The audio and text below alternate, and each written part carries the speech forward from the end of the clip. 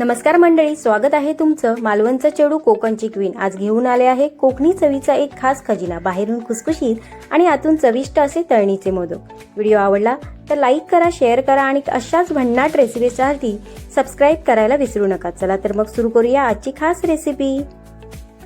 सर्वप्रथम आपण मोदकासाठी पीठ तयार करून घेऊया. त्यासाठी मी एका भांड्यात 3 वाटी गव्हाचे पीठ घेतले आहे. त्यात थोडंसं चवीनुसार मीठ घालून ते छान मिक्स करून घेऊया. मोदक खुसखुशीत होण्यासाठी आपण आता यामध्ये गरम तुपाचे मोहन घालून घेऊया.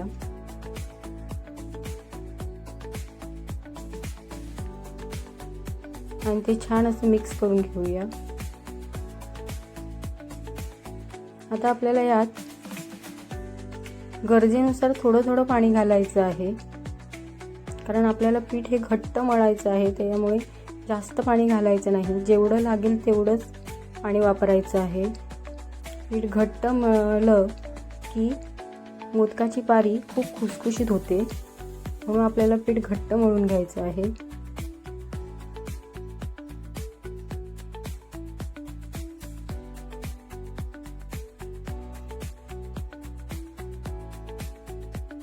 आता याला थोडंसं तेल लावून घेऊया.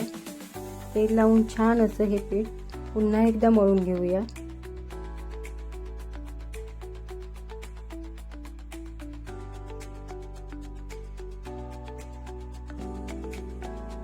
आणि हे मळलेलं पीठ 10 मिनिटासाठी झाकून बाजूला ठेवून देऊया.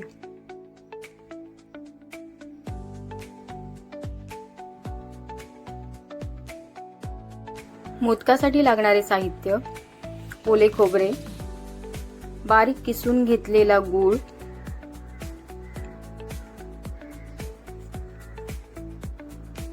काजू, सफेद तीळ आणि खसखस. कढईत तूप गरम करून घेऊया.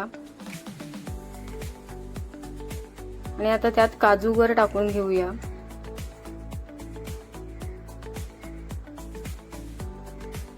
काजू कढईत टाकून झाल्यानंतर ते छान असे आपल्याला खरपूस होईपर्यंत भाजून घ्यायचे आहेत.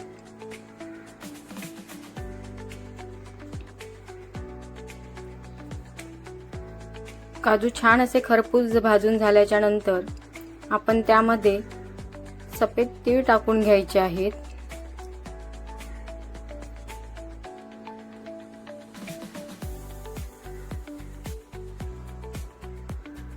सफेद तीळ आपण छान असे परतून घेऊयात. आता त्यात खसखस हा आपल्याला मंद आचेवर 1 मिनिटभर परतून घ्यायचा आहे.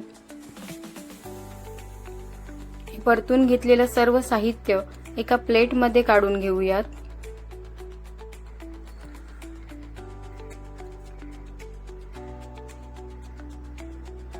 आता कढईत गूळ घालून घेऊया. कढईत गूळ घालून घेतल्यानंतर ते आपल्याला सतत परतत राहायचं आहे.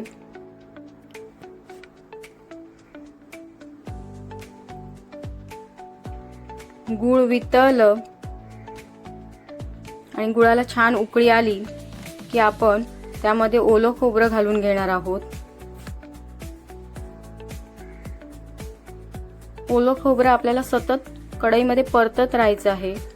हे सतत परतल्यामुळे कढईला ती चिकटणार नाही आणि खोबऱ्यातील पाणी मुरेपर्यंत आपल्याला हे खोबरं परतून घ्यायचं आहे. परतल्यानंतर त्यामध्ये आपण 1 चमचाभर तूप घालूया. छान तूप घालून सारण परतून झालं की आपण भाजून घेतलेले काजू, तीळ, खसखस सारणामध्ये मिक्स करून घेऊया. आणि त्यानंतर वेलची आणि जायफळाची मी पावडर बनवून घेतली आहे, ती सारणामध्ये घालून मिक्स करून घेऊया. अशा प्रकारे खमंग असे मोदकाचे सारण तयार झाले आहे. हे सारण अशा पद्धतीने बनवले तर 10 ते 15 दिवस टिकतं.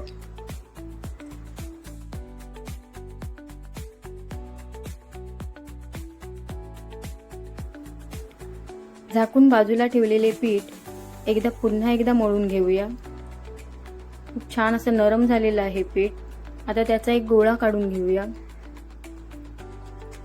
गोळा बनवून तो सुक्या पिठामध्ये डीप करूया. जसं पुरीसाठी आपण पोळी लाटतो तसं लाटून घेऊया.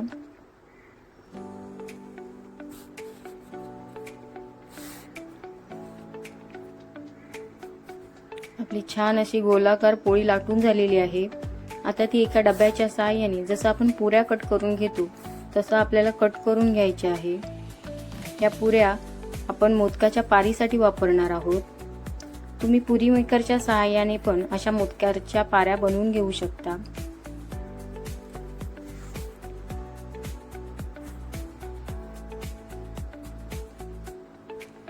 आता एक पुरी हातात घेऊन 2 बोटाच्या चिमटीमध्ये आपल्याला पुरीची कडा दुमडत जायची आहे. ही गोलाकार पद्धतीने दुमडायची आहे. आता त्यामध्ये जेवढं मावेल तेवढं सारण घालून घ्यायचं आहे आणि गोल फिरवत तो आतमध्ये बंद करून घ्यायचा आहे. गोलाकार पद्धतीने फिरवून त्याला एक चांगला असा आकार येणार आहे मोदकाचा.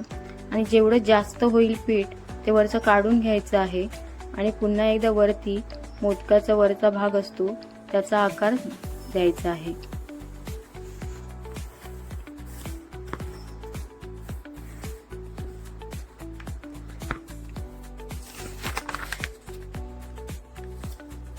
अशाच पद्धतीने आपण दुसरा मोदक बनवून घेऊया. 2 बोटाच्या साहाय्याने चिमटीमध्ये कडा घ्यायची आहे, ती दुमडायची आहे.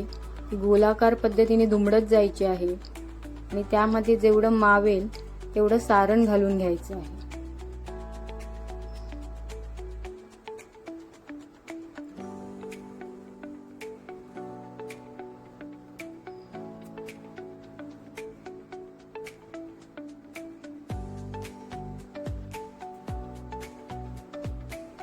गोल फिरवून तो बंद करून घ्यायचा आहे.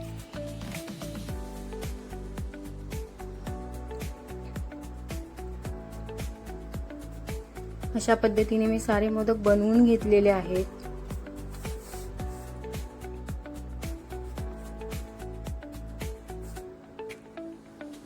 एका कढईमध्ये मी तेल गरम करून घेतले आहे. त्यामध्ये आता मी 2 चमचे तूप टाकणार आहे. तुपामुळे मोदकाला खूप छान चव येणार आहे.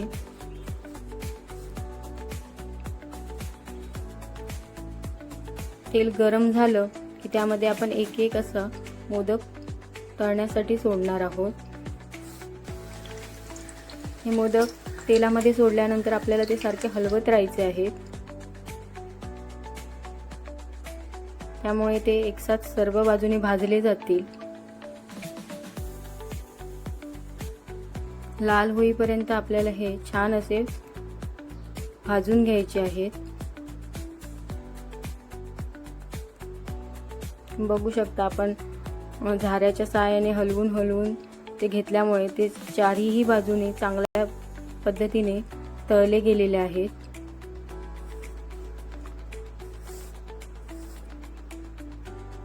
अशा पद्धतीने हलवून जर मोदक भाजला तर आतपर्यंत तो भाजला जातो आणि क्रिस्पी होतो. अशाच पद्धतीने राहिलेले मोदक पण तळून घेऊयात.